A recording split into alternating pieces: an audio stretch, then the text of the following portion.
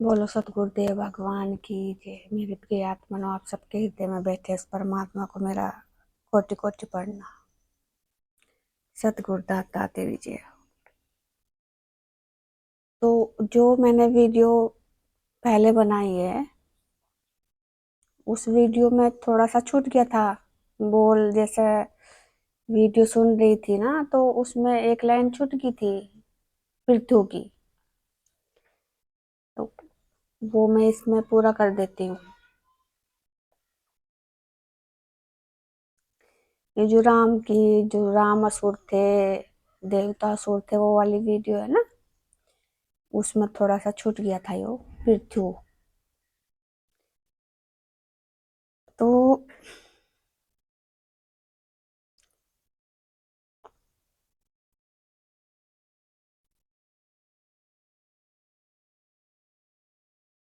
सूर्यवंशी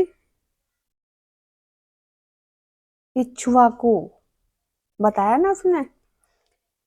सूर्यवंशी इक्ष्वाकु कुल में अनैना के पुत्र, एक एक शब्दों पे ध्यान दो।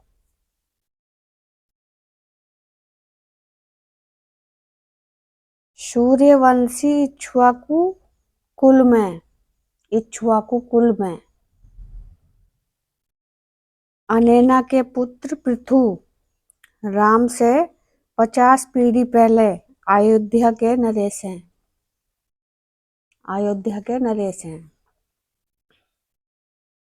50 पीढ़ी पहले।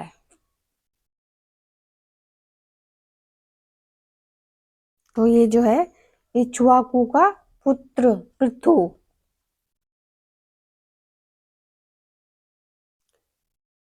इक्ष्वाकु के कुल में अनैना के पुत्र। अब देखो इसमें कितना गूढ़ रहस्य छिपा हुआ है। वेदों की बात बताई थी ना उन्होंने, तो इसमें कितना गूढ़ रहस्य है। देखो, जैसे साधना करने वाला परमात्मा को प्रकट करता है, तो जब साधना शुरू होगी और परमात्मा को बच्चे का रूप में दिखाते हैं, छोटे से बच्चे के रूप में, जैसे कृष्ण को दिखाया था। वो कहाँ पैदा हुए थे? मथुरा में। तो मथुरा का इंसान भी हमारी वासना वाली जगह पे है, और ये अयोध्या का भी स्थान वही है। मथुरा में कृष्ण हुए थे, अयोध्या में राम।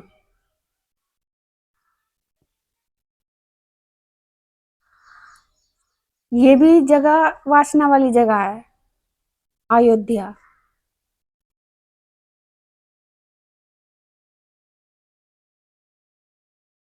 योद्धा कौन होता है? साधना करने वाला।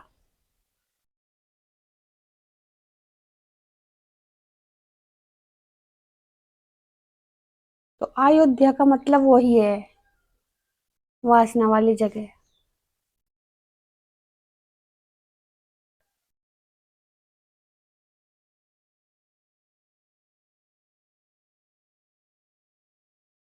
सूर्यवंशी, सूर्य का, जैसे सूर्यवंशी बताया, सूर्यवंशी कौन होता है?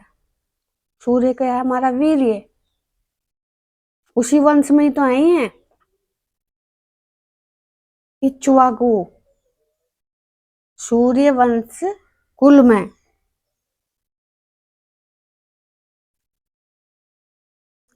सूर्यवंशी इक्ष्वाकु कुल में। इच्छा होती है ना,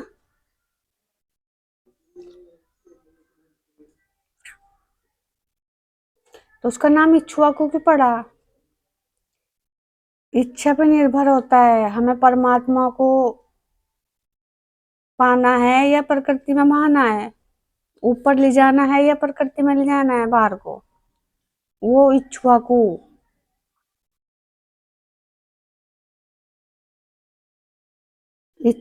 कुल में अनैना के पुत्र। अनैना, नैना वाली, अगर जो इसमें नैना होता, तो नैना माने आंख होती है, नैनो आंखों को कहते हैं ना, वो क्या है? अनैना। यानी कि अभी साधना स्टार्ट नहीं हुई तो अनैना ही है वो। नैना कब बनेगी? जब साधना शुरू होगी, वो साधना से वो वीर्य ऊपर जाएगा, वही तो नैन, ये तीसरी आंख खुलेगी। तो वो क्या बनेगी? सुनैना। और जब तक हम प्रकृति में बहेंगे तो क्या है वो? अनैना। तो अनैना के पुत्र पृथु, पृथु वही है। मान लो एक स्त्रीलिंग एक पुरुषलिंग, तो स्त्रीलिंग पृथ्वी से जोड़ देते हैं, और पुरुषलिंग है तो पृथु हो गया वो, पृथु। राम से 50 पीढ़ी पहले अयोध्या के नरेश थे वो।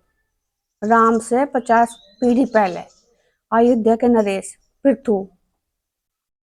तो वो वासना वाली जगह तो है, पृथ्वी वासना कोई स्थान को कहते हैं। तो ये वेदों का वेदों की बात जो कही थी उन्होंने, उसमें से जो छूट गया था वो मैंने इसमें पूरी की।